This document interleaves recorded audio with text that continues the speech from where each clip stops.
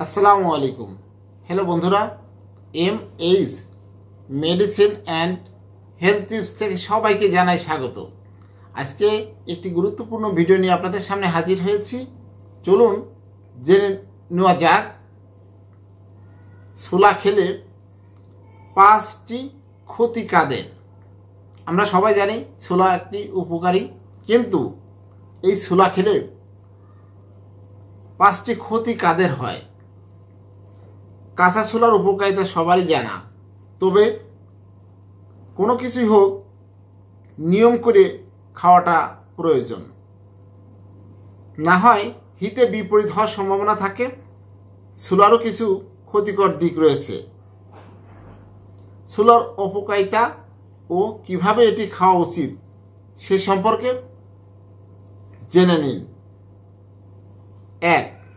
কাঁচা ছোলা ভেজে খেতে আমরা সবাই খুব পছন্দ করি, কিন্তু এটা একেবারেই ঠিক নয়। অনেকেরই ওজন বৃদ্ধি পায়, মোটা হয়ে যায় বা উচ্চ রক্তচাপের সমস্যা রয়েছে, তারা কাঁচা ছোলা খেতে পারেন, কিন্তু কোনোভাবেই কাঁচা ছোলা ভেজে খাবেন না। 2. যাদের বমির সমস্যা রয়েছে তাদের জন্য কাঁচা ছোলা না খাওয়াই ভালো। 3. তেল মশলা দিয়ে তৈরি করা ছোলা খেতেও অনেকেই পছন্দ করেন, যাকে চানা মশলাও বলা হয়ে থাকে। যাদের ওজন বেশি তারাও এই ধরনের ছোলা খাওয়া থেকে বিরত থাকুন, কারণ অতিরিক্ত তেল মশলা তাদের জন্য খুবই ক্ষতিকারক। 4. যাদের হজম শক্তি কম থাকে তারা কাঁচা ছোলা সহজে হজম করতে পারে না। এছাড়াও যাদের কিডনির সমস্যা রয়েছে, যাদের রক্তে ডায়ালাইসিস চলছে, তাদের শরীরে ক্রিয়েটিনিন ও ইউরিক অ্যাসিডের পরিমাণ বেশি রয়েছে, তারা যে কোনো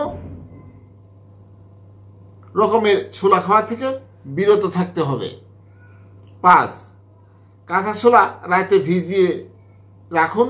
সকালবেলা এই কাঁচা ছোলা ধুয়ে পরিষ্কার করে পেঁয়াজের সঙ্গে চিবিয়ে খেতে হবে।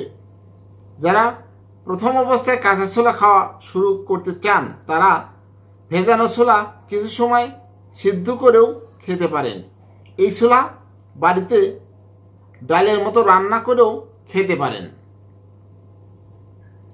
এভাবে কাঁচা ছোলা খেলেও যদি শরীরের কোনো ধরনের সমস্যা অনুভব, তবে অবশ্যই চিকিৎসকের পরামর্শ নেবেন, কারণ এটি শরীরের জন্য যেমন উপকারী তেমনি এটি নিয়ম মেনে না খাওয়ার শরীরের অনেক ক্ষতিকর।